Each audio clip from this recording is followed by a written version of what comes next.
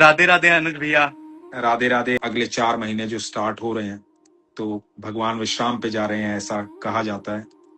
तो लेकिन मैं आपको इसका जो मैं समझता हूँ उस बात को मैं आपको बताता हूँ कि एक बार महादेव ने पूछा था भगवान नारायण से, ठाकुर जी से, कि सारी दुनिया आपका ध्यान करती है प्रभु, आप किसका ध्यान करते हैं? तो नारायण ने कहा था, मैं अपने भक्तों का ध्यान करता हूँ। तो ये जो 4 महीने हैं, वास्तविक बात यह है कि भगवान अपने ध्यान में जा रहे हैं, और भगवान का ध्यान कौन है? उनके भक्त हैं। तो ये 4 महीने नाम जाप के हैं, पूजा के, इसलिए प्रकृति भी इतना सुंदर मौसम बना देती है कि आपको आनंद आ जाए, है ना। और इस समय में महादेव आपके करीब रहेंगे, बारी बारी सब के सानिध्य में आप रहेंगे। तो अद्भुत समय जो है वो ये है।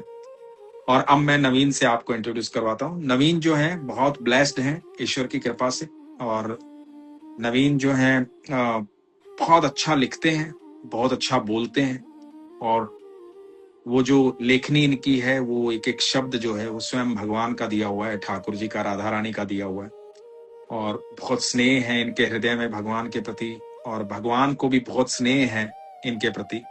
भगवान ने भी इनको ऐसी कला से ब्लेस्ड किया है कि जो बहुत विरले होते हैं, जो भगवान का वर्णन कर पाते हैं। ऐसे बहुत विरले होते हैं कि जिनके पास इस तरह के शब्द होते हैं कि वो भगवान का वर्णन कर पाए, भगवान की बातों का वर्णन कर पाए।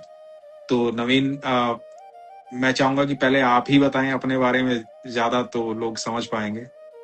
अनुज भैया, आपने बता ही दिया। मुंह चलता है, हाथ चलते हैं, बाकी सब माधव की कृपा है।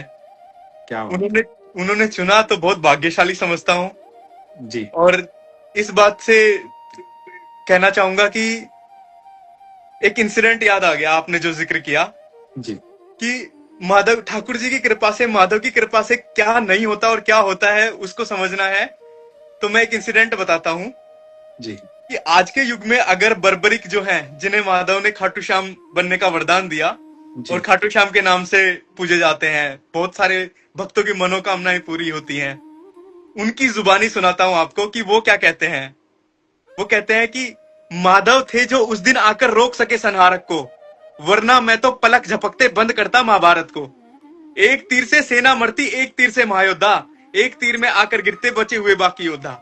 जो माधव ना रोके होते हलचल करता सागर में, हार रहा होता मैं उसको जीत दिलाता पल भर में। पर माधव की माया आगे कौन भला है टिक पाया, 3 बाणधारी होकर भी शीश दान में दे आया।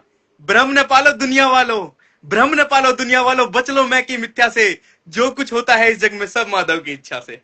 क्या बात है, क्या बात है। जो कुछ होता है इस जग में, जो कुछ होता है इस जग में सब माधव की इच्छा से। क्या बात है, बहुत सुंदर, बहुत सुंदर। तो ये जो शब्द है अनुज भैया, मेरे शब्द है ही नहीं, ये कृष्ण के, भगवान कृष्ण के सुझाए हुए शब्द हैं, माधव की दी हुई कला है।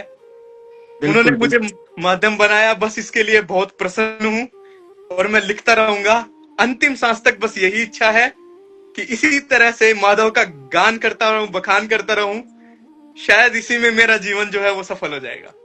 क्या बात है, आप बहुत ब्लेस्ड हो नवीन। ईश्वर ने आपको बहुत बहुत अद्भुत कला दी है, और बहुत ईश्वर ने आपको चुना है अपनी। आप जगह जगह जाकर के शोज करते हैं, लोगों से मिलते हैं, ईश्वर ने आपको चुना है। अच्छा, पहले ये सुनाइए, मैं बोलता हूँ पहले क्या सुनाइए। पहले सुनाइए, जब भगवान 5 जगह मांगने आए थे। हाँ, क्या इंसिडेंट है अनुज भैया, है ना। वो इंसिडेंट सुनाइए कि उस समय शकुनी पर क्या बीतरी थी, दुर्योधन पर क्या बीतरी थी। क्या बात है। बड़ा प्यारा इंसिडेंट है। प्रभु जो है वो गए हैं समझाने के लिए कि दुर्योधन ऐसा है, वनवास काट लिया है 12 साल का पांडवों ने, 1 साल अज्ञातवास काट लिया है, उसके बाद भी मैं शांति दूत बनकर आया हूं। 50-50 कर लेते हैं, आधा राज्य तुम ले लो, आधा जो है पांडवों को दे दो। दुर्योधन राजी नहीं हुआ तो प्रभु ने एक और लीला रची कि ठीक है, एक काम करो, सिर्फ 5 गांव दे दो। 5 पांडव हैं, 5 गांवों को खुशी खुशी मान जाएंगे और 5 गांवों से अपनी जीविका चला लेंगे। अब माधव का कोई भी डिसीजन जो है वो शकुनी को कभी भाता ही नहीं था। उनको पता था कि माधव अगर कह रहे हैं माधव कभी भी सीधा सीधा नहीं कहते हैं। जैसे अनुज भैया आप कहते हैं कि माधव अपने भक्तों से भी सीधा सीधा कभी नहीं मिलते, उन पर जी कृपा भी सीधी सीधी नहीं करते। जी। यहाँ माधव ने 5 गांव मांगे, उधर शकुनी के दिमाग में हलचल पैदा हो गई है और वो जाकर दुर्योधन के कान में कह रहे हैं कि दुर्योधन इन 5 गांव में कुछ तो गहरा राज है, इतना होकर क्षमा करे, कृष्ण का नहीं मिजाज है। अरे भूल गए क्या कैसे इसने शिशुपाल को काटा था, जबकि वो तो इसकी अपनी ही बुआ का बेटा था। हम तो अधर्म को कर करके उसे चरम पे ही ले आए हैं, ऐसे में ये द्वारकाधीश शांति प्रस्ताव लाए हैं। कैसे इसने पांचाली का चीरहरण है बुला डाला, कैसे इसने सभा की उस स्मृति को भला मिटा डाला, कैसे इसने सभी छलों को अनदेखा कर डाला है।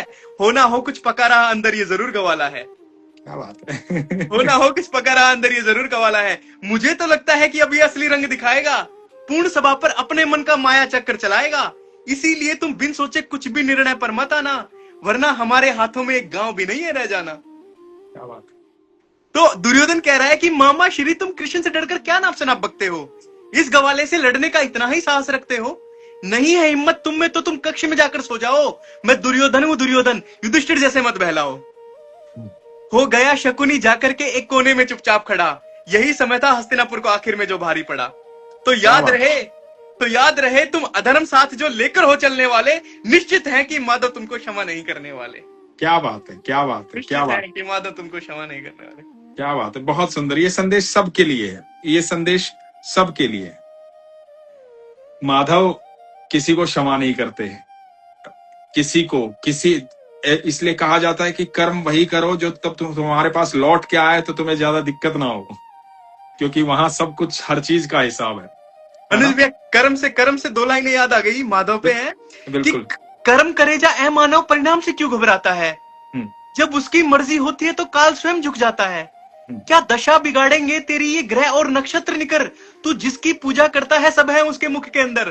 क्या बात है। आज ही हम चर्चा कर रहे थे, आज ही आप कह रहे थे कि हाँ। माँ यशोदा को उन्होंने क्या किया, मुंह खोला पूरा ब्रह्मांड दिखा दिया। हाँ जी, आज बड़ी अद्भुत चर्चा हमारे बीच में हुई थी सुबह। तो तू जिसकी पूजा करता है सब है उसके मुख के अंदर, तो जब उसकी कृपा होगी दुर्भाग्य धरा रह जाएगा, तेरे कर्मों के फल आगे सब नतमस्तक हो जाएगा। क्या बात है। तो ये कर्म करे जाए मानव, परिणाम से क्यों घबराता है। क्या बात, क्या बात। तो ये है अनुज भैया, क्या ये माधव की दी हुई कृपा है। कुछ आपने राधा रानी के लिए लिखा कुछ? हाँ, राधा रानी के लिए बिल्कुल बिल्कुल, राधा रानी के लिए तो आंखें भराएंगी। सुनाओ, फिर सुनना चाहते हैं हम। भैया राधा रानी का, पहले तो राधा का मतलब ही मुझे जो समझ में आया वो बताता हूँ अनुज भैया। राधा रानी का राह दे, राधे का मतलब है राह दे। राह दे जी। नाम नहीं है केवल, ये भटकों को राह दिखाता है। जो भी इसको जपता है वो पार उतर ही जाता है। जबकि तो देखो एक बार मौका तो दो कुछ भक्ति को, चंद ही दिनों में समझ जाओगे राधा नाम की शक्ति को। तब लिखा है अनुज भैया, जब राधा से हो लगन लगी तो क्या मुश्किल क्या बाधा है, प्रारंभ भी राधा राधा है और अंत भी राधा राधा है। क्या बात है। गलत सोच आए मन में तो राधा राधा जप लेना, जब हार रहे हो जीवन में तो राधा राधा जप लेना, जब भी पीड़ा से घिर जाओ तो राधा राधा जप लेना, जब अंधकार से डर जाओ तो राधा राधा जप लेना। उसकी नैया है पार लगी करता जो खुद से वादा है, प्रारंभ भी राधा राधा है और अंत भी राधा राधा, अंत भी राधा राधा। क्या बात है, बहुत सुंदर, बहुत सुंदर। और दान दक्षिणा करने से कितना ही धन घट जाएगा, पीड़ित की मदद करोगे तो जो पाप किया कट जाएगा, भूखे को खाना खिलाओगे तब जानोगे असली सुख को, करके तो देखो कोई पुण्य राधा में कर देगा दुख को, करके तो देखो कोई पुण्य राधा में कर देगा दुख को, दिल से राधा जब कर देखो कर देता दुख को आधा है, प्रारंभ भी राधा राधा है और अंत भी राधा राधा, अंत भी राधा राधा है। बहुत सुंदर, बहुत सुंदर।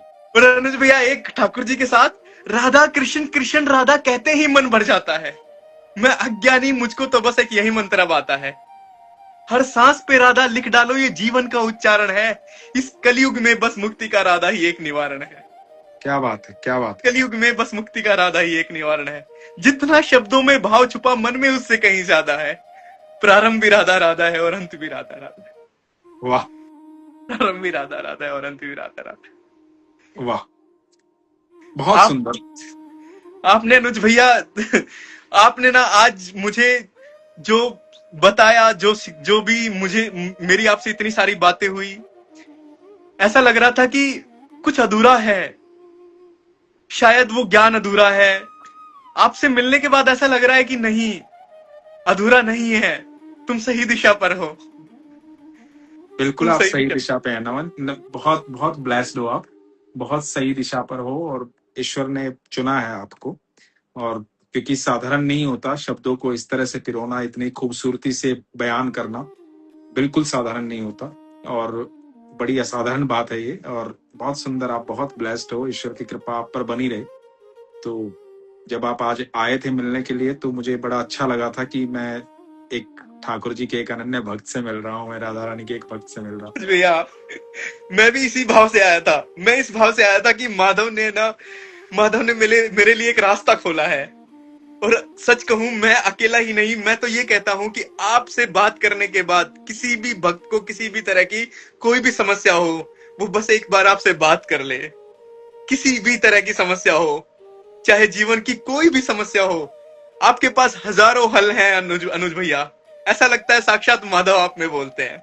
नहीं नहीं, वो ठाकुर जी की कृपा है। वो एक्चुअली क्या होता है ना, देखो मैंने आज आपको 3 स्टेज बताई थी जीवन की, और वो 3 स्टेज बड़ी अद्भुत है। वो 3 स्टेज ऐसी होती है कि सबसे पहले भगवान क्या करते हैं, जो मैं आज आपको बता रहा था, कि ये सब सुन भी रहे हैं इसलिए बोल रहा हूं, कि जब कोई भक्त समस्या में होता है तो सबसे पहला कार्य भगवान क्या करते हैं, उसके दिमाग में सॉल्यूशन क्रिएट करते हैं, कि वो उसके दिमाग से ही स्वयं के सॉल्यूशन से उस समस्या से बाहर निकल पाए। लेकिन जब ऐसा नहीं हो पाता है, कि वो उस सॉल्यूशन को भी वर्कआउट नहीं कर पाता है, उसके जरिए भी वो बाहर नहीं निकल पाता है, तो भगवान फिर कोई ऐसा व्यक्ति उसके सामने खड़ा करते हैं जिसके अंदर भगवान वास करके उसे संदेश देते हैं। बिल्कुल और सर। भगवान कहते हैं कि ये देख, रास्ता ये है, इस रास्ते पे चल, निकल जाएगा। तो किसी व्यक्ति को आपके जीवन में भेजते हैं, भगवान उसको चुनते हैं, फिर उसके जरिए आपको संदेश देते हैं। यदि आप वहां भी नहीं निकल पाते हैं, तो तीसरा मौका भगवान पता है क्या करते हैं, ये तो 2 मौके हुए, तीसरा मौका क्या करते हैं, तब भगवान है ना, जब अपने भक्त को फंसता हुआ देखते हैं ना कहीं, तो दोनों मौकों से वो अवगत नहीं हो पाया, वो समझ नहीं पाया कि भगवान ने संदेश भेजा किसी के जरिए, पहले वो अपने दिमाग का सोल्यूशन भी नहीं समझ पाया, तो तीसरा मौका वो होता है जब भगवान भक्त का हाथ पकड़ के खींच के ले जाते हैं वहां से। तो और वो जब होता है ना खींच के ले जाने वाला, उस समय भक्त को बड़ी पीड़ा हो रही होती है। भक्त को ये हो रहा होता है कि ये मेरे साथ हो क्यों रहा है, ये मुझसे छूट क्यों रहा है, ये मुझसे दूर क्यों जा रहा है, मैं इससे दूर क्यों जा रहा हूं, मतलब अचानक से ऐसा क्या हो गया कि मैं यहां से दूर जा रहा हूं, या मेरे से ये चीज दूर जा रही है। तो क्योंकि भक्त मोहवश फंसा होता है वहां पर, है ना, और भगवान को पता है कि ये मोह इसके लिए खतरनाक है, इसको यहां से निकालना पड़ेगा। तो हो सकता है कि उस सिचुएशन में जब भगवान भक्त का हाथ पकड़ेंगे तो भक्त को रोना भी पड़े, भक्त को पीड़ा भी हो, भक्त को दुख भी हो, लेकिन उस समय भी यदि उसका विश्वास ये बना रहता है कि जो कुछ भी हो रहा है मेरा ठाकुर कर रहा है, तो आप यकीन मानना जीवन के अंदर इतनी खुशियां आती है, इतनी खुशियां आती है जिसकी कभी कल्पना भी भक्त नहीं करता है। तो ये 3 माध्यम होते हैं। तो उसमें से जैसे आज हम मिले थे, तो मैंने कहा था कि मैं दूसरा माध्यम हूं, दूसरा पॉइंट पे, मतलब आज और हम मिले हैं तो भगवान ने दूसरे माध्यम पे आपको भेजा है, तीसरा माध्यम अभी बाकी है। पर मुझे इतना अच्छा लगा कि आप भगवान के उस संदेश को समझने की क्षमता आपके अंदर है, आपके अंदर वो सामर्थ्य है। और सबसे बड़ी बात जो आज हम दिन में कर रहे थे, कि आपके पास वो पात्र है। दुर्योधन और अर्जुन में सिर्फ फर्क इतना ही था कि दुर्योधन के पास पात्र नहीं था और बात अर्जुन नहीं के था, पास पात्र था। बात था। सही बात है, बस सही बात। इतना ही फर्क था। भगवान दोनों से बेहद प्यार करते थे। भगवान ऐसा नहीं है कि दुर्योधन को प्यार नहीं करते थे। भगवान दुर्योधन का, क्योंकि दुर्योधन का जब अंत हुआ, उसको वीर गति प्राप्त हुई, तो भगवान ने ही ये कहा था कि इसकी एकमात्र इसकी चिता चंदन की लकड़ियों में जलनी चाहिए। दुर्योधन की ही चिता चंदन की लकड़ियों में जलवाई थी, और भगवान ने ही दुर्योधन को जाके बोला था कि तुम अपने धर्म पर डटे रहे, जो क्षत्रिय धर्म था, मैं तुमसे प्रसन्न हूं। तो भगवान तो सबको समभाव से प्रेम करते हैं, लेकिन जिसके पास पात्र होता है भगवान उसके लिए निछावर कर देते हैं जितना बड़ा पात्र होता है, और जिसके पास पात्र ही नहीं है तो भगवान उसको देना भी चाहेंगे तो कैसे देंगे। ये वो नारायणी सेना वाली बात आ गई ना, हाँ, कि भगवान ने कहा कि मैं दोनों के लिए संभावी हूँ, वो दोनों के लिए सुनाइए, संभावी हूँ, वो सुनाइए आप। दोनों के लिए संभावी हूँ। हाँ, कि दुर्योधन के पास जो है पात्र, आपकी वाली बात है, वही अर्जुन के पास था। हम्म, तो जिसको जो चाहिए आप ले लो, मैं देने को तैयार बैठा हूं। जी बिल्कुल लेकिन बिल्कुल। लेकिन जैसे जैसे कि हम जानते हैं कि पात्र में रखना क्या है, दुर्योधन ने पूरी नारायणी सेना मांग ली, हाँ और अर्जुन जो था उसको ये था कि माधव मुझे कुछ नहीं चाहिए, मेरे पात्र में बस आप आ जाइए। बिल्कुल, अर्जुन का पात्र इतना बड़ा था कि वो अनंत ब्रह्मांड के रचयिता को मांग रहा था, रचिता को मांग रहा था। है ना। बिल्कुल बिल्कुल और बिल्कुल। भगवान यही तो कहते हैं गीता में कि मैं तो अनंत ब्रह्मांड का रचयिता हूं, मैं तुम्हें सब कुछ दे सकता हूं, लेकिन तुम्हारे पास पात्र भी तो होना चाहिए वो लेने के लिए, वो लेने के लिए। है ना। तुम्हारा विश्वास भी तो होना चाहिए ना, कि देखो अर्जुन के पास ये विश्वास था कि मैंने माधव को मांगा है और माधव मेरे पास आ गए, तो मैं माधव को संभाल के रखूंगा, है ना। यदि भगवान आज आ भी जाए आपके पास, तो क्या आपके अंदर इतना सामर्थ्य है कि आप भगवान को प्रसन्न रखोगे, भगवान को संभाल के रखोगे, है ये ना। तो भगवान तो सबको मौका देते हैं। कितने दुनिया में जितने घर हैं, लोग सोचते हैं घर में मूर्ति होती है, लोग सोचते हैं कि मैं एक मूर्ति बाजार से खरीद लाया। भगवान जिस जिसके घर में जाते हैं वो मूर्त रूप में भी जाते हैं, तो भगवान साक्षात ही जाते हैं। अब वो सामने वाले भक्त पर निर्भर करता है कि वो कितना सामर्थ्य रखता है, क्या वो भगवान को भगवान की तरह रख पाता है या नहीं रख पाता है, या मात्र एक मूर्ति समझता है। तो जो ये मूर्ति समझता है उसके लिए वो मूर्ति रह जाती है, और जो भगवान समझता है उसके लिए वो भगवान ही होते हैं, भगवान ही होते हैं, वो भगवान ही होते हैं। है तभी तो ना। अर्जुन माधव को मांगने के बाद अर्जुन कितना खुश था। हम्म, और दुर्योधन आखिरी तक इस सवाल में जूझ रहा था कि अर्जुन इतना खुश कैसे हो सकता है, उसके पास में माधव है, और वो भी माधव भी कौन से माधव, वो माधव जो प्रण ले चुके हैं कि मैं शस्त्र नहीं उठाने वाला हूं, हम्म, मैं शस्त्र उठाऊंगा ही नहीं पूरे युद्ध में। दाऊ को बिल्कुल दाऊ को दे चुके, वचन दे चुके हैं, मैं शस्त्र ही नहीं उठाऊंगा। और अर्जुन कह रहा है कि अर्जुन से भी कह रहे हैं, अर्जुन मैं शस्त्र नहीं उठाने वाला हूं, तुम मुझे मांगकर क्या हासिल करने वाले हो। तब वो इंसिडेंट याद आता है, तब वो बात आती है। शुरू हुआ कि हुई शुरू दोनों पक्षों में महायुद्ध की तैयारी। पूरे विश्व की सेनाएं थी बटने लगी बारी बारी। एक और था पांडव दल जो धर्म को आगे रखता था, और दूसरा कौरव दल जो अधर्म से ये सब करता था। जब द्वारका की बारी आई सेना के बंटवारे की, अर्जुन दुर्योधन जा पहुंचे शरण में मोहन प्यारे की। जाकर देखा तो पाया विश्राम कर रहे थे माधव, एक और नई लीला थी या आराम कर रहे थे माधव। दुर्योधन पहले पहुंचा और देख सिराने बैठ गया। मूर्ख मनुष्य अपनी ही चालाकी में था उलझ गया। अर्जुन आकर के जिस मौके का अब लाभ उठाता है, सीधा अपना शीश हरि के चरणों में रख देता है, सीधा अपना शीश हरि के चरणों में रख देता है। अपनी सोई निद्रा से कुछ क्षण बीता, माधव जागे। जैसे ही अर्जुन को देखा बोले, देखो क्या आगे। हे अर्जुन, कहो क्या इच्छा, किस उद्देश्य आए हो, मांगो जो भी है मन में, जो अंदर कहीं दबाए हो। इतने में दुर्योधन अर्जुन के आगे खड़ा हुआ। केशव पहले मैं आया था उससे पहले बोल पड़ा, केशव पहले मैं आया था उससे पहले बोल पड़ा। माधव कह रहे कि लेकिन दुर्योधन मेरा तो अर्जुन पर पहले ध्यान गया। लेकिन गांडीवधारी अर्जुन यहां भी आकर मान गया और कह रहा है कि दे दो माधव पहले इसको जो कुछ भी ये चाहता है, मैं कुछ और सब्र कर लूंगा, मेरा क्या ही जाता है। क्या बात है। वैसे भी मेरे मन से ये सोच भला कब सकता है, ये उसके बस की बात नहीं जो मन को मैला रखता है। क्या बात है। दुर्योधन ने मौका पकड़ झट सेना को मांग लिया और हंसा, ये सोच सोचकर अब देने को क्या ही बचा। पर अर्जुन तो देख रहा था अपने मन की शक्ति से, केवल माधव को चाहता था पाना अपनी भक्ति से। किसे चाहिए सेना माधव, मन मेरा अनुरागी है, जीवन का हो युद्ध कोई भी साथ तुम्हारा काफी है। क्या बात है, क्या बात। उसमें भी ठाकुर जी कह रहे हैं, पर अर्जुन मैं वचनबद्ध हूँ, शस्त्र नहीं उठा सकता हूँ, बिना शस्त्र के तुम ही बोलो कैसे युद्ध में जा सकता हूँ। तो अर्जुन कह रहा है, हे माधव कब किसी शस्त्र की आपको बड़ी जरूरत है, आप मुस्कुरा भी देंगे तो विजय हमारी निश्चित है। क्या बात। आप मुस्कुरा भी देंगे तो विजय हमारी निश्चित है। समझ गए माधव भी अर्जुन है पक्के अपनी धुन के, आखिर केशव बने सारथी धर्म युद्ध में अर्जुन के। आहा, आखिर केशव बने सारथी। तो क्या बात। मैं नवीन भाई सॉरी, मैं एक चीज और सुनना चाहूंगा, इसी से कंटिन्यूटी, इसको कंटिन्यू करते हैं।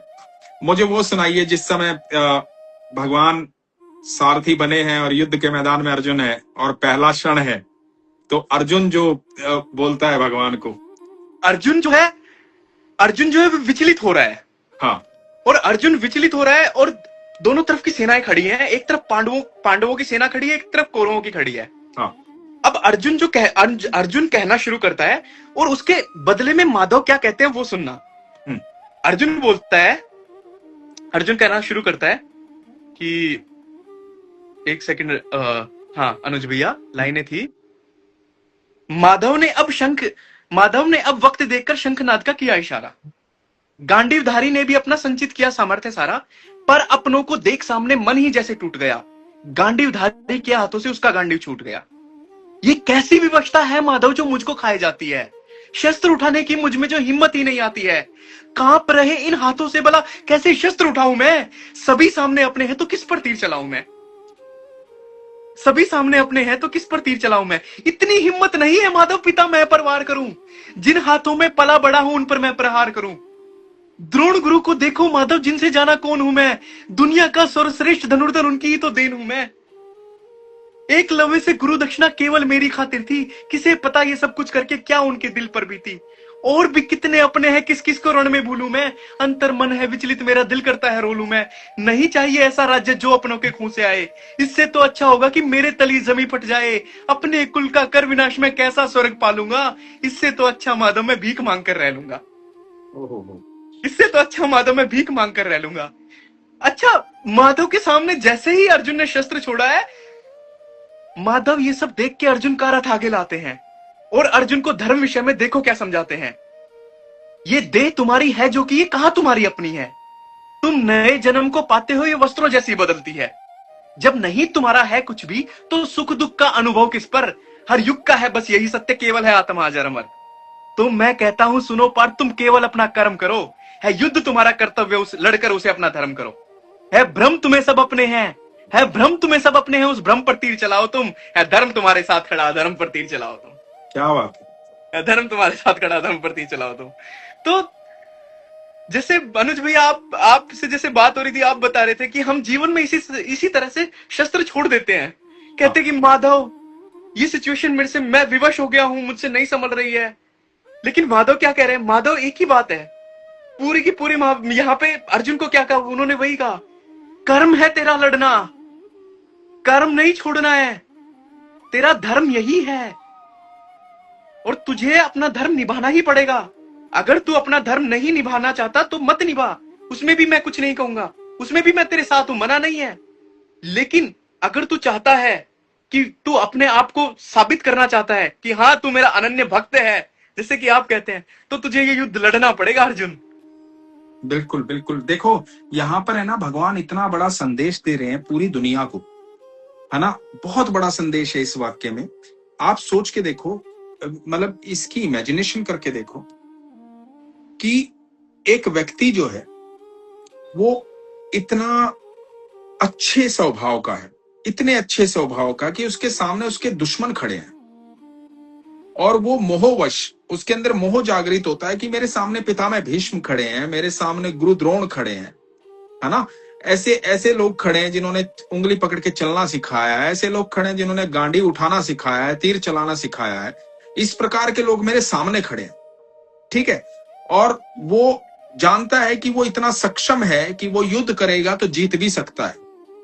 और दूसरा, उसको ये भी पता है कि तेरा रथ हाँकने वाला कौन है। मतलब वो उस समय तक अर्जुन को ये नहीं पता था कि ये अनंत ब्रह्मांड के रचयिता है भगवान श्री कृष्ण है, लेकिन उसको ये पता था कि मेरा मित्र जो रथ हाँक रहा है वो द्वारकाधीश है, वो साधारण नहीं है, कि वो जीवन में कभी भी कहीं भी पूरा जीवन अर्जुन साथ रहा है भगवान के। तो भगवान को अच्छे से जानता है एक मित्र के तौर पर कि कृष्ण कैसे हैं, मतलब कृष्ण कहीं किस तरह का कुछ भी कर सकते हैं वो, है ना। इतना उसको पता है। उसको ये नहीं पता है कि ये भगवान है, लेकिन उसको ये पता है कि ये कुछ भी कर सकते हैं। तो वो रथ हाँक रहे हैं, है ना। और अर्जुन फिर भी इतना सक्षम होते हुए भी क्या कह रहा है कि प्रभु छोड़ो ना, माफ करो, इनको नहीं करना युद्ध, है ना। मोह में आ गया, वो इतने अच्छे स्वभाव का था, है ना।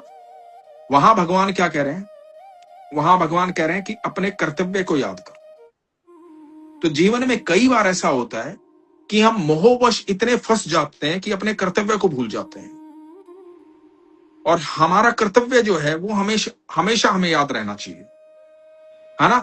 लोग, भगवान ने श्रीमद् भगवत गीता जो है वो अर्जुन को एक राजा बनने का फॉर्मूला दिया था। किंग बनने का फॉर्मूला है श्रीमद् भगवत गीता, क्योंकि अर्जुन के पास तो कुछ नहीं था उस समय, ना सेना थी, ना महल था, ना राजपाट था, कुछ भी नहीं था, है ना। अर्जुन तो कुछ भी नहीं था अर्जुन के पास। तो अर्जुन ने भगवान ने अर्जुन को क्या दिया कि ये जो मैं तुझे बोल रहा हूं ना, ये राजा बनने का फॉर्मूला है। तो भगवान है ना, एकमात्र भगवान श्री कृष्ण जो है ना, आप किसी भी, आप आज भी आपको दिन में कह रहा था कि आप किसी भी किताब को, किसी भी ज्ञान को, अध्यात्म के किसी भी मार्ग पर आप जाओगे तो आपको मन में विरक्ति पैदा होगी, वैराग्य पैदा होगा। आपको लगेगा सब व्यर्थ है, सब बेकार है, या आपको लगेगा कि नहीं ये नहीं करना, ये नहीं करना, ये नहीं करना, है ना। लेकिन एकमात्र भगवान श्री कृष्ण है जो आपको कह रहे हैं कि मैं, अर्जुन को कह रहे हैं, मैं तुझे राजगद्दी पर बैठे हुए देखना चाहता हूं अर्जुन, मैं तुझे जीत का श्रेय देना चाहता हूं अर्जुन, इन सबको तो मार चुका हूं लेकिन तुझे राजा बनते हुए देखना चाहता हूं अर्जुन। तो भगवान अपने भक्त को है ना राजा बनते हुए देखना चाहते हैं। भगवान अपने भक्त से इतना प्रेम करते हैं कि जो तू मेरे सानिध्य में आ गया और तू मेरी बातों को मान लिया, तूने मुझ पर भरोसा कर लिया, तो मैं तुझे राजगद्दी पर बिठाना चाहता हूं, अद्भुत, है ना। मैं तुझे राजा बनाना चाहता हूं, मैं तुझे विजेता बनाना चाहता हूं। जीवन में कभी ना हारे, कितना भी बड़ा संकट आ जाए ना, तू ना हारे। क्या अर्जुन के जीवन में संकट नहीं आया? कितना बड़ा संकट आया। संकट क्या था कि युद्ध के मैदान में उसके बेटे को घेर करके मार दिया था छल से। बहुत बड़ा संकट था अर्जुन के लिए। लेकिन अर्जुन को जब एक तरफ ये खबर मिल रही थी कि अभिमन्यु मारा गया है, दूसरी तरफ माधव का चेहरा दिखाई दे रहा था, तो अर्जुन के पास कोई प्रश्न नहीं था और कोई रिएक्शन नहीं था। अर्जुन ये सोच रहा था कि मेरा ठाकुर जो कर रहा है ना, क्योंकि तब अर्जुन जान चुका था कि कौन है कृष्ण। भगवान अपना विश्व रूप दिखा चुके थे उसे, दिखा चुके थे, है ना। भगवान बता चुके थे कि अर्जुन अब तू, जिसका जो तेरा रथ हाँक रहा है ना, वो अनंत ब्रह्मांड का रचयिता है ना, अब घबराना नहीं है। तो भगवान क्या देना चाहते? देखो मैं हमेशा पता क्या बात कहता हूं नवीन, कि इतना बड़ा महाभारत था जिसके अंदर लोग मर रहे थे, कट रहे थे, नकारात्मक ऊर्जा लेकर आए थे, हर कोई किसी को मारना चाहता था, ईर्ष्या था, द्वेष था, पाप था, घोर अंधकार था, ये सब कुछ वहां पर था उस समय। इन सारी स्थिति के बीच में एकमात्र कृष्ण जो थे वो मुस्कुरा रहे थे। हाँ हाँ हाँ, है ना। तो कृष्ण क्यों मुस्कुरा रहे थे? इतने बड़े संकट के बीच में भी कृष्ण मुस्कुरा रहे। क्यों मुस्कुरा रहे थे? क्योंकि उनके भीतर स्थिरता थी, है ना। वो भीतर से मन स्थिर था उनका, वो स्थिर थे, तो इसलिए वो मुस्कुरा रहे थे। अब वो जो मुस्कुराहट थी, भीतर की स्थिरता, जब भीतर की स्थिरता होती है ना, तो आपके बाहर वातावरण कितना भी खराब हो, आपके चेहरे पर कभी शिकन नहीं आएगी। लेकिन आप भीतर से, यदि आप तंग होंगे, परेशान होंगे, भीतर से आपको दिक्कत होगी ना, तो आप कितने भी अच्छे माहौल में बैठे हो, आप वो माहौल भी खराब कर दोगे। आपका तो खराब होगा ही, दूसरों का भी कर दोगे, यदि आप भीतर से बेचैन हो तो, है ना। तो भगवान ने क्या किया? जो स्थिरता भगवान के भीतर थी, कि भगवान इतने बड़े महाभारत के बीच में भी मुस्कुरा रहे थे, वो स्थिरता देने का फॉर्मूला अर्जुन को दिया श्रीमद् भगवद गीता, है ना।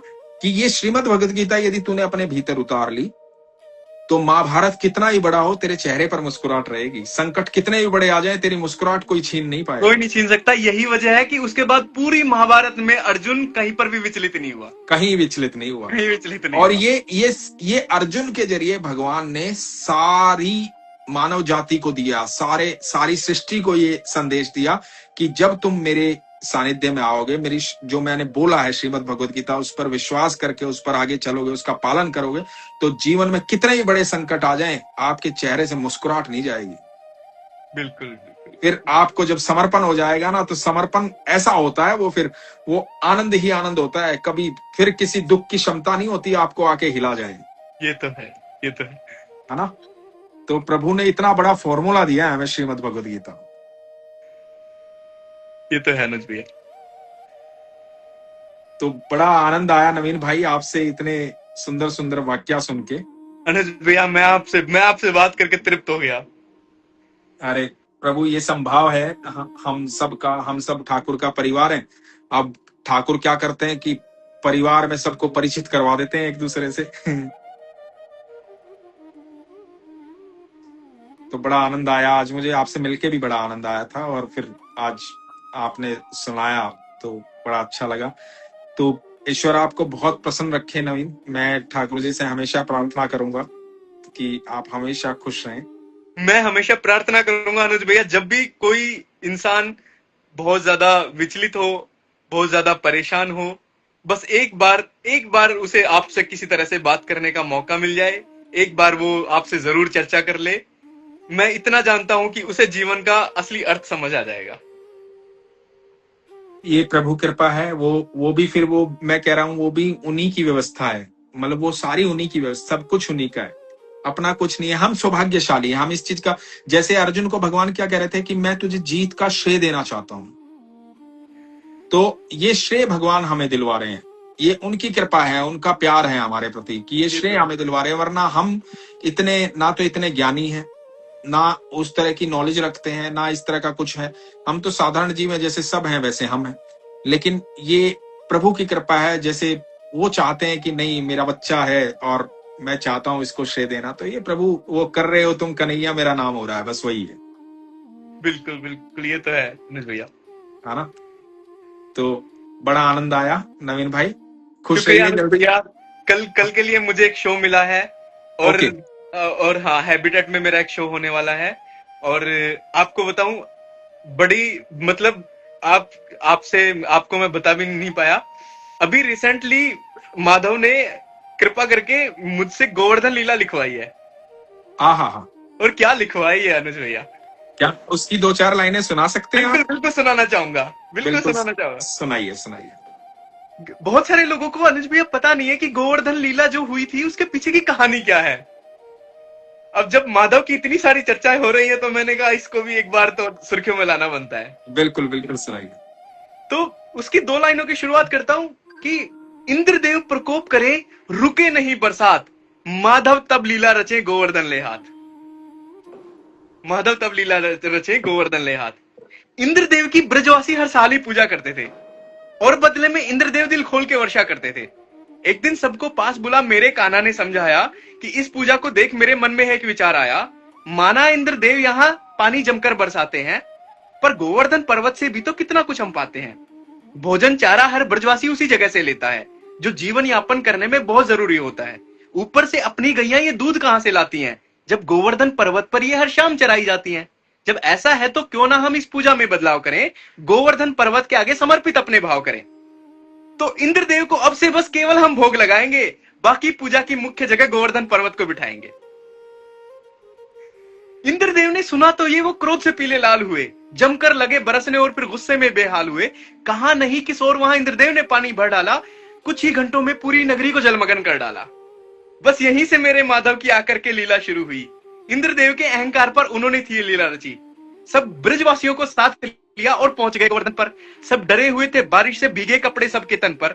ऐसे में कान्हा मेरे आशा का दीप जलाते हैं, पर्वत के नीचे हाथ लगा गोवर्धन अंगुल उठाते हैं। क्या बात है। पर्वत के नीचे हाथ लगा गोवर्धन अंगुल उठाते हैं। सब ब्रजवासियां खड़े हुए आकर गोवर्धन के नीचे। सब देख रहे थे इंद्रदेव छिपे बादलों के पीछे। 7 दिनों तक लगातार वर्षा का वो प्रकोप चला, पर इंद्रदेव जो चाहते थे वो फिर भी उनको नहीं मिला। आखिर में आकर इंद्रदेव ने हार को अपनी स्वीकारा, माफी मांगी कान्हा से, तब मिला कहीं था छुटकारा। तो दानव हो या देव कोई, तो दानव हो या देव कोई, वही काटता है जो बोता है। अहंकार का अंत हमेशा ऐसा ही कुछ होता है। आहा। अहंकार का अंत हमेशा ऐसा ही कुछ होता है। तो ये जो था ना कि माधव सिर्फ सिर्फ कहते हैं ना कि सिर्फ हमारे लिए ही नहीं है, उन्होंने तो देवताओं के लिए भी ऐसा है कि अगर आपको भी अहंकार हो गया है, इंद्रदेव को अहंकार हो गया था, उन्होंने 7 दिनों तक लगातार वर्षा बरसाना शुरू कर दिया। तो माधव ने कहा कि ठीक है, अगर आपको ऐसा लगता है तो ठीक है, हम इसकी भी व्यवस्था कर देते हैं। ब्रजवासियों को ले जाके गोवर्धन पर्वत के नीचे लाके खड़ा कर दिया। और क्या लीला की है, क्या लीला की है, वो तो आप जानते ही हैं। मैं आज आपको एक बात बताता हूँ, बड़ी सुंदर। आपने देवताओं की बात की है, तो एक बात हर मनुष्य को पता होनी चाहिए। जी अनुज भैया। भगवान श्रीमद् भगवत गीता में कहते हैं कि हे अर्जुन, लाखों सालों से तपस्या कर रहे देवी देवताओं ने भी मेरे इस रूप को नहीं देखा है जो तू देख रहा है। तू देख रहा है, हाँ। ठीक है, इंसानों की बात नहीं कर रहे हो, देवी देवताओं की बात कर रहे हो। बात कर रहे हैं। तो आप सोच रहे हो मनुष्य को उन्होंने कितना प्रेम किया है कि जो देवी देवताओं को भी नसीब नहीं होता है ना। यदि सच्चे हृदय से एक मनुष्य भगवान को पुकार लेना, तो भगवान उसको दर्शन दे देंगे, जिसके लिए तपस्या कर रहे हैं देवी देवता लाखों सालों से। तो भगवान एक भक्त को धरती पर आकर, एक जीव को, एक मनुष्य को, साधारण से मनुष्य को प्रकट होकर के दर्शन दे देंगे। क्योंकि देखो क्या है, अब सोचा जाए तो भगवान कण कण में विद्यमान है, लेकिन दिखाई नहीं देते, है ना? क्यों नहीं दिखाई देते? उसका कारण बताता हूं। देखो अभी रात है ना? रात में तुम गहन अंधेरे में तुम नहीं देख सकते, मैं नहीं देख सकता, लेकिन एक उल्लू देख सकता है। उसकी आंखों में वो क्षमता है कि वो अंधेरे में देख सकता है ना? रोशनी में नहीं देख सकता और रोशनी में हम देख सकते हैं, ये हमारी आंखों में क्षमता है ना? तो अपनी अपनी आंखों की क्षमता की बात है ना? तो जब मनुष्य के पास विश्वास की आंखें आ जाती है ना, तो वो क्षमता आ जाती है जिससे ईश्वर हर पल दिखाई देते हैं। क्या बात है, क्या बात। तो विश्वास के नेत्र लाने के लिए प्रगाढ़ विश्वास होना जरूरी है कि मेरे प्रभु हैं और कण कण में विद्यमान है। अनुज भैया, ये बातों बातों से ना एक भाव जागा है। हाँ, भाव ये है, एक भक्त था, वो ना ठाकुर जी को भोग लगाता था, तो खाने से पहले लगा दिया करता था। वो विशेष भोग लगाता था, तो वो रोज ठाकुर जी को भोग लगा के और खुद खाना खा के उसके बाद जो है वो दुकान पर जाया करता था, और उसकी है ना अच्छी खासी कमाई हो जाती थी, पूरे दिन में अच्छा कमाता था वो। तो लोगों ने ये मानना शुरू कर दिया था कि ये ठाकुर जी को जिस तरह से भोग लगाता है, इसकी वजह से ठाकुर जी की विशेष कृपा है इस पे। तो लोगों ने उसी तरह से ठाकुर जी को भोग लगाना शुरू कर दिया। तो जिन ने भोग लगाना शुरू किया, उनकी भी जो है आमदनी अच्छी होने लग गई, तो सब लोग इस तरह से मानने लग गए। एक दिन वो गलती से ठाकुर जी को भोग लगाना भूल गया और पहले खुद खा लिया। अब उसने सोचा कि खा तो मैंने लिया, लेकिन मैं क्या करूं, मेरे ठाकुर जी को भूखा तो नहीं छोड़ सकता। उसने अपना झूठा ही ठाकुर जी को खिला दिया। ये बात जो है ये पूरे उसमें फैल गई, पूरे मार्केट में। तो लोग कहने लगे कि आज तू जो पाप करके आया है, उस पाप की वजह से देखना तेरी दुकान बंद हो जाएगी, क्योंकि तूने ठाकुर जी को झूठा भोग लगा दिया। ठीक है, ऐसा कौन करता है? वो गया, थोड़ा उदास था, लेकिन उसने कहा कि प्रभु मुझसे भूल तो हुई है, लेकिन मैं आपको भूखा भी तो नहीं देख सकता था ना। वो गया, सब लोगों की रात को 10-11 बज गए, सब लोगों की दुकानें बंद हो गई, सब लोगों की जो जितने भी ग्राहक आते थे उस तरह से आमदनी हो गई। देख रहे हैं एक लाइट जो है वो रात के 2 बज गए, 3 बज गए, बंद ही नहीं हो रही है। लाइन लगी हुई है, क्यों लाइन लगी है यार? ये उसी भक्त की दुकान के आगे लाइन लगी हुई है। बोले यार ये लोग आ क्यों रहे हैं, कहां से आ, दूर दूर से आ रहे हैं। अच्छा, लोगों का कुछ अता पता भी नहीं चल रहा है, क्यों आ, मतलब इतने लोग तो पहले तो ये मार्केट में, और इतनी रात तक तो वैसे भी दुकान खुली नहीं होती। पुलिस वाले जो है वो टोक देते हैं, मना कर देते हैं। वो पुलिस वाले भी खड़े हुए खाली देख रहे हैं, ये वो भी नहीं टोक रहे हैं इसको आज कितनी लेट तक दुकान क्यों चला रखी है। वो जब सुबह निकला तो जो 1 महीने में कमाता था वो 1 दिन की कमाई थी उसकी। तो वो बाहर निकला और उसने अपना भाव बताया कि हाँ, मैंने झूठा भोग जरूर लगाया था ठाकुर जी को, लेकिन मैं ठाकुर जी को भूखा भी नहीं छोड़ सकता था। तो ये मेरे ठाकुर जी की कृपा थी। तो जैसे आप कह रहे थे ना कि माधव को सिर्फ भाव से मतलब होता है, उस दिन के बाद से आप यकीन मानिए जितना भी पूरा मार्केट था ना, सब झूठा भोग लगाना शुरू कर दिया। बोले यार हम नॉर्मल भोग लगाते हैं तो ठाकुर जी इतने खुश नहीं होते, झूठा लगाने से ज्यादा खुश होते हैं। तो ये कथा बन गई क्या? क्योंकि बाकी लोगों के मन में फिर भी स्वार्थ ही था कि उनको दुकान चलानी थी, और इसको दुकान नहीं चलानी थी, इसको अपने ठाकुर का भाव था, भाव था है ना? और जब ईश्वर के प्रति आपका भाव होता है ना, तो आपका व्यापार, कारोबार, परिवार सब कुछ सुव्यवस्थित हो जाता है अपने आप ही। फिर वो ठाकुर की पता है, वो ठाकुर की जिम्मेदारी हो जाती है ना? कि फिर भगवान को लगता है यार मेरा भक्त, मतलब मेरा भक्त ऐसा कैसे रह सकता है यार, मेरा भक्त है वो। तो और भगवान को जो भी पुकारता है ना, जो भी पुकारता है भगवान, चाहे वो किसी भी धर्म से, किसी भी जाति से, कहीं से भी हो, कोई भी हो, जब भी जो भी भगवान को पुकारता है ना, प्रभु उसकी एक आवाज पे आते हैं। ये प्रभु ने एक मनुष्य को, ये लगा लो हर जीव को एक वरदान दे रखा है कि तुम जिस दिन हृदय से पुकारोगे मैं तुम्हारे पास आ जाऊंगा, मैं पहुंच जाऊंगा, क्योंकि मैं हर पल तुम्हारे साथ हूं, लेकिन बस तुम्हारी एक पुकार चाहिए मुझे। सही बात है ना? तो बिल्कुल। तो ईश्वर तो हमेशा संग है ना। तो बड़ा जरूर। आनंद आया नवीन भाई आपसे बात करके।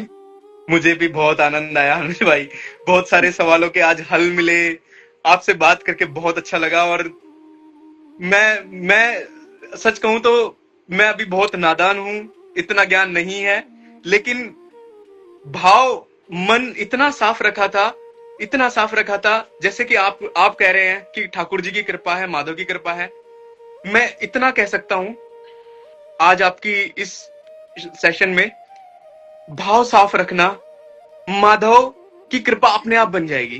हाँ, भाव साफ रखना, क्योंकि भाव मैला हुआ तो दुर्योधन की तरह नारायणी सेना मिलेगी, भाव साफ हुआ तो ठाकुर जी स्वयं पहुंच जाएंगे। देखो इस बात को है ना, हमेशा नवीन मैं क्या कहता हूँ, बड़ी सिंपल सी बात है, सिंपल सा तरीका है समझने का और कुछ नहीं है। हम जब भी भगवान को भोग लगाते हैं तो हम क्या करते हैं, पहले हम रसोई को साफ करेंगे, फिर वो बर्तनों को साफ सुथरा करेंगे जिसमें भगवान को भोग लगाना है, सब कुछ स्वच्छ करके फिर भोग पकाएंगे। उसके बाद फिर हम भगवान को बड़ी स्वच्छता के साथ भोग लगाएंगे, है ना।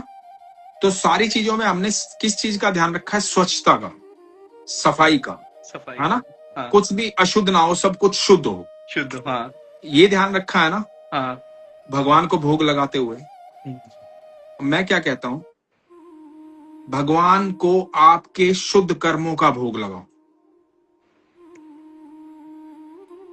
क्या उनमें स्वच्छता रखो। जब शुद्ध कर्मों का भोग भगवान को लगना शुरू हो जाएगा ना, तो आप यकीन मानना भगवान आपको आलिंगन में रखेंगे अपने, हर पल हर पल। आपके जीवन में कभी शंका, संकट, किसी प्रकार की दरिद्रता, परेशानी कुछ कुछ आएगा ही नहीं। फिर आपको कहीं जाने की जरूरत नहीं है, ना आपको वास्तु ठीक करवाना है, ना आपको कुंडली दिखवानी है, ना आपको ग्रह नक्षत्र की चिंता होनी है, ना आपको न्यूमरोलॉजी, ना एस्ट्रोलॉजी, कुछ कोई लॉजी नहीं काम करेगी, है ना फिर कोई साइकेट्रिस्ट चाहिए, ना कोई साइकोलॉजी वर्क करेगी, कुछ नहीं वर्क करेगा। आप संपूर्ण आनंद में रहेंगे, क्योंकि ये सारी चीजें परी रह जाती हैं जब आप भगवान के सानिध्य में आ जाते हैं। ये तो है पर अनुज, आपका विश्वास होना चाहिए और आपके कर्मों की स्वच्छता होनी चाहिए, ये तो है, ये तो है अनुज, ये तो है ना। तो ये आनंद की बात है। तो बड़ा आनंद आया नवीन भाई, और फिर से जल्दी मुलाकात करेंगे हम, ठीक है। राधे राधे अनुज भैया। राधे राधे, हरे कृष्ण, राधे राधे, हरे कृष्ण। हरे कृष्ण।